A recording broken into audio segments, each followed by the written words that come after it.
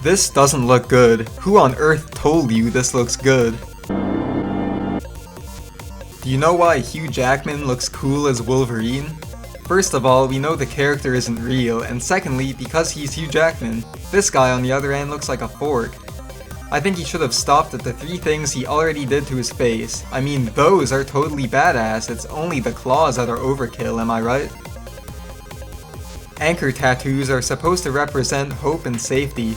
Makes sense because I hope this girl is okay after scarifying her legs. Scarification is a permanent carving of the skin that resembles tattoos, although is probably 10 times more painful, and the only color you can choose from is red. At least she got something elaborate, which is a lot better than the straight lines people usually do.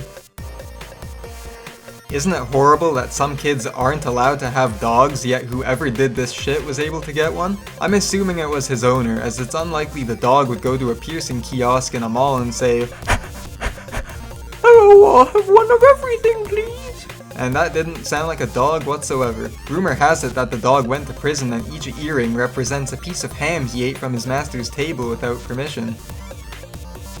With over 9,000 piercings, Elaine Davidson is the most pierced woman in the world and a magnet's worst nightmare. Looking at her tongue, I guess her official name is now changed to Elaine Davidson. Facial piercings have long been considered trashy, but not anymore. Jewelry company Johnny Brookhart now offers engagement rings for your tongue that cost upwards of $35,000. I doubt many of those with that much money are the type to drive metal into their mouth anyway. All of the happiness of the marriage proposal would be ruined once the guy brilliantly says, "Not on your finger, through your tongue." And what would happen if they got divorced? Don't you hate biting your tongue? This guy ruined his on purpose in what's called tongue splitting, the point of which is apparently none aside from looking like a lizard. He may have split personalities too, although both would be stupid. A company called Tattoos for Toddlers is open for business and ready to mark your child in ink before they can even speak. Seriously, they claim to have tattooed a baby as young as 6 months old. The tattooing process is needle-free and lasts for up to 10 years. Some of these poor kids are going to be entering high school with their arms covered in old Pingu drawings. Advil isn't going to do a damn thing for this guy who pierced his brain on purpose, and he's not the only one to do it. The idea is to drill holes in your head and loop a ring through the holes, which is supposed to leave the ring pressing on your brain tissue and induce a constant state of euphoria. Maybe one of the thoughts you'll have while high will be, "What the fuck was I thinking?" Rick Genest said he decided to tattoo his whole body to resemble a zombie because he, quote, "thought long and hard about what he wanted and wanted to be a fucking zombie." Ironically enough, he actually needed a brain transplant when he was younger, although I don't know if that influenced his decision at all.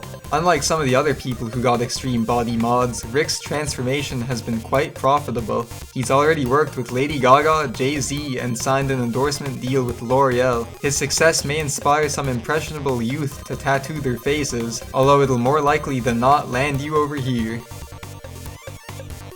Dennis Avner had long felt spiritually connected to tigers, with one of his earliest memories being trying to figure out where his own tail was. At the age of 10, the medicine man of his tribe nicknamed him Stalking Cat, and he was later prompted to undergo 14 surgeries to look like a female tiger.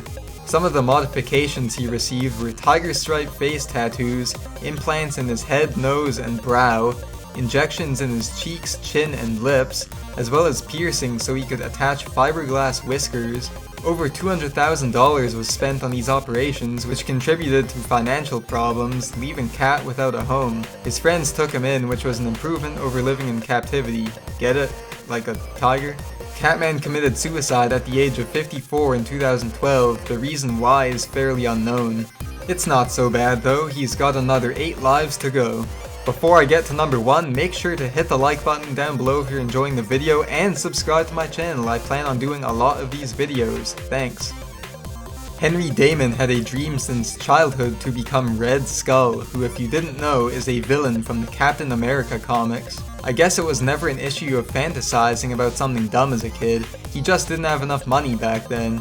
Now 37 years old, Mr. Skull has had countless surgeries including getting implants in his forehead, tattooed eyes, a fully tattooed face, and he even cut off his nose.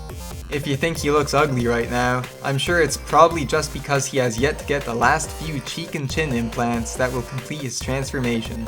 Would you believe that this comic book character is a father and husband? I got a Wonder Woman. Why are you with this guy? Click the annotations on the screen to check out some of the other videos I've done.